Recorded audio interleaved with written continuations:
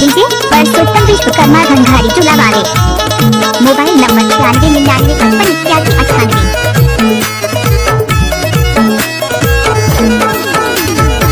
चल चली भाग चली तोला घुमाहू बाई केरल शहर के पटनी पारा रे। चल चली भाग चली तोला घुमाहू बाई केरल शहर के पटनी पारा रे। केरल शहर के पटनी पारा रे हाय केरल शहर के पटनी पारा रे।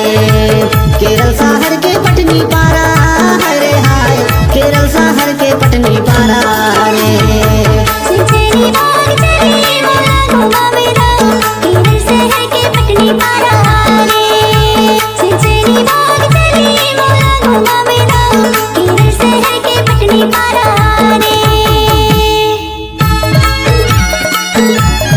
चैनल का नाम परसोत्तम रिमिक्स।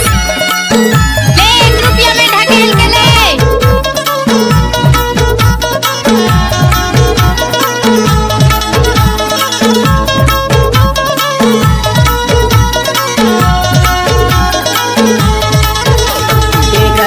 बाजार वो पंपारम पारा के चेतराम ते काम गोरी मोर नाम है।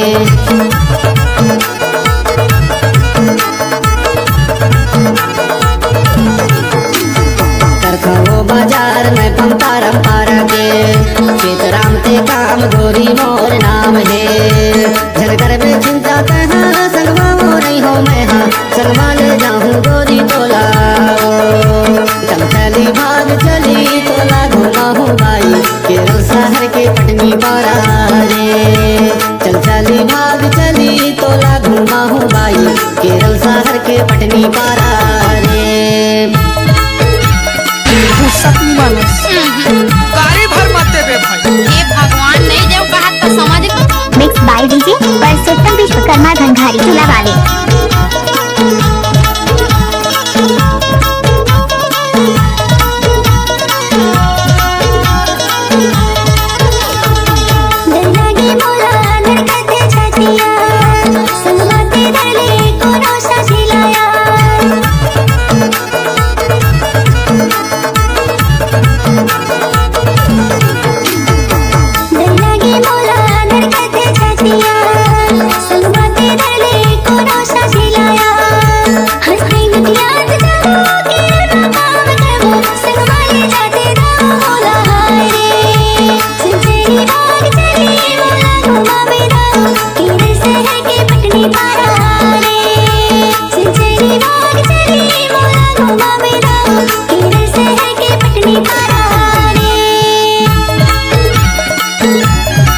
चैनल का नाम परसोत्तम रिमिक्स।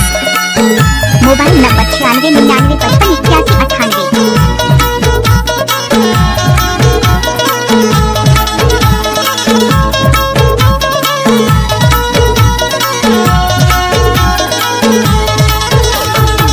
करुआ करेला रामा के छानिया शर्मा ले जाता हूँ लगे है बानिया।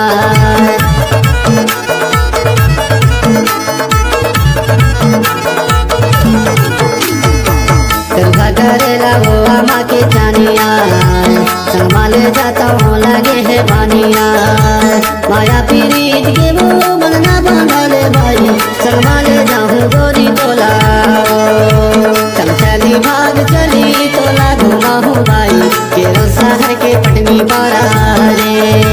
चल चली भाग चली तोला घुमाहू बाई केरल शहर के पटनी पारा रे। केरल शहर के पटनी पारा रे।